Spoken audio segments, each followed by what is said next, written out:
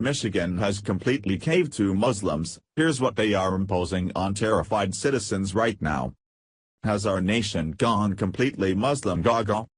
This time we are referring mainly to Michigan as a prime example, where more and more elected positions of power are being won by a friendly neighborhood religion of peace disciples. As the Muslim population of that foolish state skyrockets, multiple local and state offices is suddenly being won by more and more Muslims. This is not a good thing for any peace-loving. Michigan has been a hotbed for Muslim activities lately.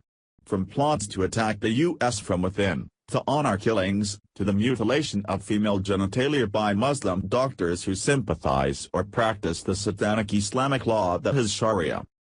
These are the main points of Sharia. Theft is punishable by amputation of the right hand. Criticizing or denying any part of the Quran is punishable by death. Criticizing Muhammad or denying that he is a prophet is punishable by death. Criticizing or denying Allah is punishable by death. A Muslim who becomes a non-Muslim is punishable by death. A non-Muslim who leads a Muslim away from Islam is punishable by death. A non-Muslim man who marries a Muslim woman is punishable by death. A man can marry an infant girl and consummate the marriage when she is 9 years old. Girl's clitoris should be cut. A girl or woman who has been raped cannot testify in court against a race test. Testimonies of 4 male witnesses are required to prove the rape of a girl or woman. A girl or woman who alleges rape without producing 4 male witnesses is guilty of adultery. A girl or woman found guilty of adultery is punishable by death. A man convicted of rape can have his conviction dismissed by marrying his victim. A woman can have 1 husband, who can have up to 4 wives. Muhammad can have more. A man can beat his wife for insubordination. A man can unilaterally divorce his wife. A wife needs her husband's consent to divorce. A divorced wife loses custody of all children over 6 years of age or when they exceed it. A woman's testimony in court, allowed in property cases, carries half the weight of a man's. A female heir inherits half of what a male heir inherits.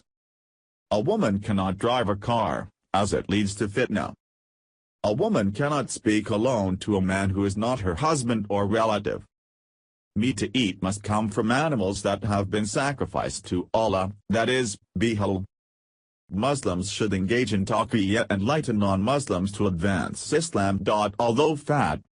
Although fatast liberal women have been busy protesting President Donald Trump over rights they already have, they are 100% silent on this evil model of law whose prime victims are women. A law that okays female genitalia mutilations and who makes it impossible to prove rape is okay with the modern liberal women. But how dare President Trump be pro-life?